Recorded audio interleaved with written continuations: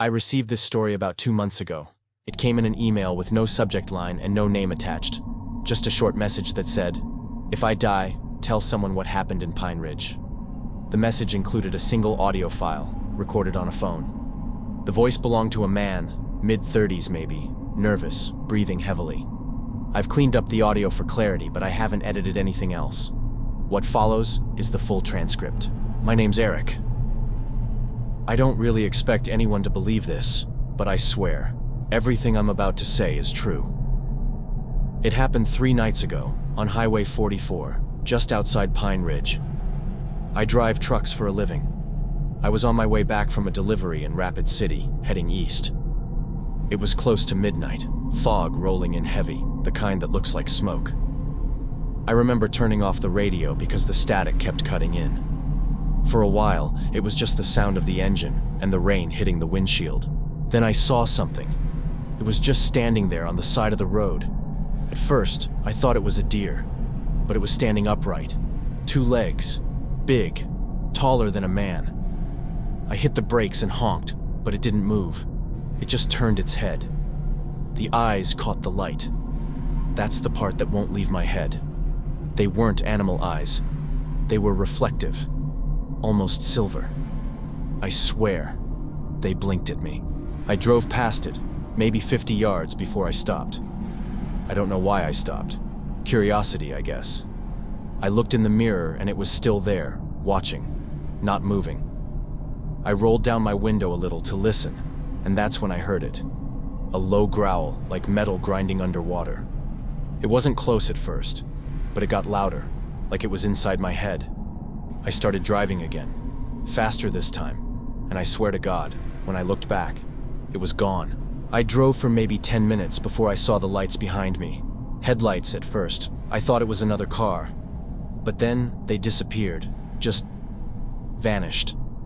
I slowed down, thinking maybe it turned off somewhere, but then I heard a thud. Something hit the back of my truck. Hard. I looked in the mirrors, but there was nothing. Just fog. Then another hit. Louder this time. The trailer shook. I could hear claws scraping against the metal. I pressed the pedal to the floor, but the sound stayed with me. Scratching, dragging.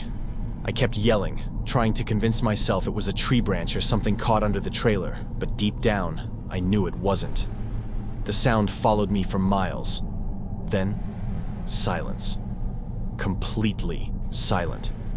No wind, no engine, nothing. Like the world had stopped. I pulled over on the shoulder and grabbed my flashlight. The second I stepped out, I knew I shouldn't have. The air was wrong. Too still, too heavy. My breath fogged up in front of me, even though it wasn't that cold. I walked to the back of the truck and saw the claw marks. Long, deep grooves in the metal. Whatever did it had hands the size of my head. I backed away slowly, scanning the woods with the flashlight. That's when I saw it. It was standing by the tree line, half hidden behind the fog. Its body was bent, like a man trying to stand up straight after being on all fours for too long. The fur was dark, wet, matted with mud. And those eyes, silver, bright, focused, right on me. It didn't move. It didn't need to. The growl came again, low and steady. I pointed the flashlight at it and I swear it smiled. Not a snarl. A smile.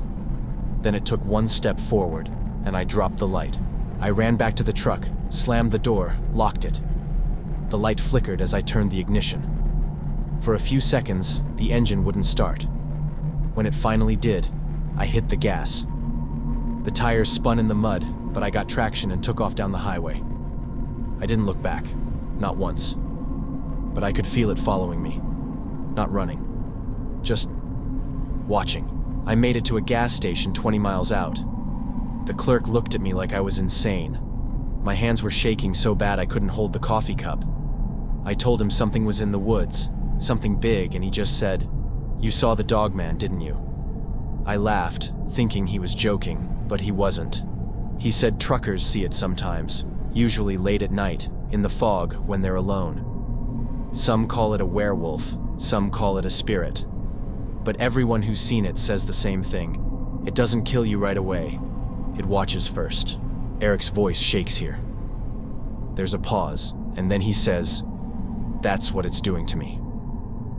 He goes quiet for a long time.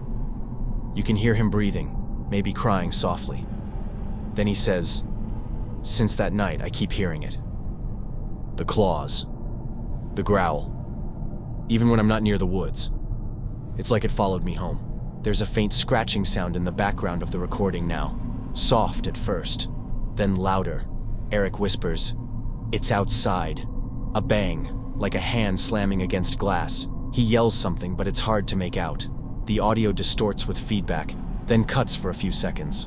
When it comes back, his voice is quieter, trembling. "It's at my window," he says. It's smiling again. You can hear him crying.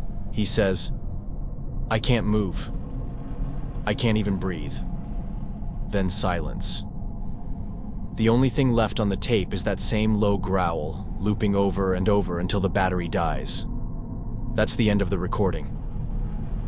I sent the file to a friend who works in law enforcement. He tried tracing the phone, but it was disconnected 2 days before I got the email. The address on the message doesn't exist.